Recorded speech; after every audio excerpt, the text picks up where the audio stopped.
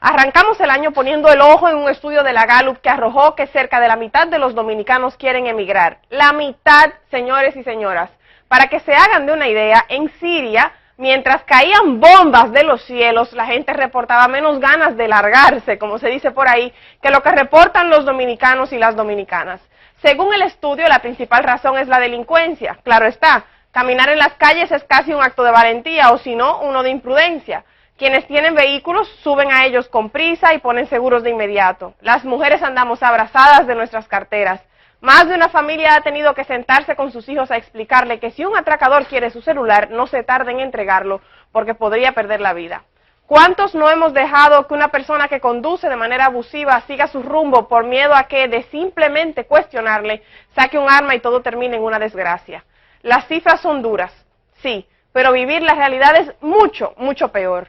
La delincuencia, como les decía, es la razón que encabeza la lista de ese estudio, pero no es lo único. Y el alto costo de la vida, por ejemplo, pagando impuestos, pagando hasta anticipos, para al final estarnos preguntando dónde se invirtió lo que se llevó a la DGI. Escuelas públicas en condiciones óptimas. ¿Qué va? Si estamos entre los últimos lugares en educación en algunos estudios.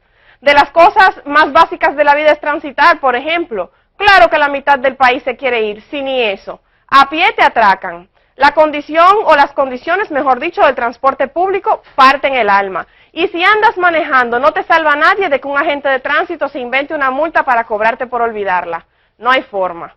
Estamos bajo secuestro en nuestros hogares. Y ahí no es cualquier secuestro tampoco. ¿Quién se atrevería a dormir tranquilo sin ponerle más de un pestillo a la casa? Pero pagar educación privada, pagar transporte adecuado, comprar varios pestillos para la casa, poner reja o malla, implica un costo. Y en la mesa en la que se decide el salario mínimo no tiene un asiento la gente, porque ahí el poder económico y empresarial quiere ahorrarse unos pesitos y el poder político no le dice que no porque necesita sus millones para la campaña.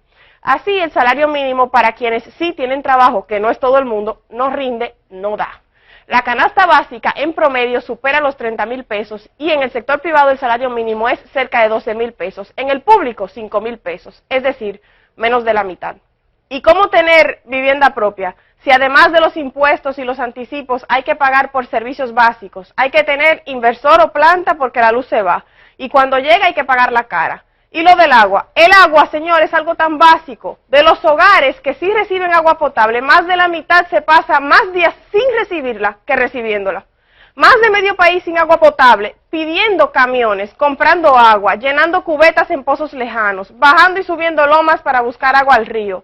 Y poner un reclamo, imposible. La burocracia en República Dominicana es un verdadero impedimento para todo.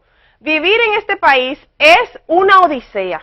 Esta situación es terrible, definitivamente, pero quiero sobre todo resaltar la heroicidad de la gente, que se despierta cada mañana, sale a poner a funcionar su inversor, su planta, su bomba, lo que sea, y busca su agua, se alista, sale a trabajar mirando para atrás por si viene un atracador, deja primero a sus hijos en el mejor centro educativo que puede, llega a su trabajo, hace su mejor esfuerzo, paga sus medicamentos de su bolsillo, porque algunas aseguradoras se hacen las locas, como dicen por ahí, y mientras se frustra con las situaciones del tránsito o con las imprudencias en las vías, una emisora proyecta la voz de un periodista vendido, otro serio denuncia que las autoridades le escuchan las llamadas o le leen los mensajes y no pasa nada. En el Congreso no hay mayoría para aprobar las leyes que protegen a la gente, por eso no se aprueba la prohibición del matrimonio infantil, pero si se reparten unos billetes o unos carguitos, la Constitución se reforma rapidísimo.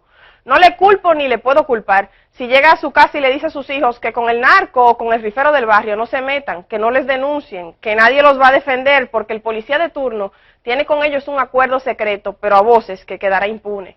No le culpo, imposible, porque se pasó todo el día siendo héroe o heroína y es demasiado pedirle que su valentía ponga por medio a sus hijos. No le culpo tampoco si se quiere ir, si tras tanto cada día quiere emigrar.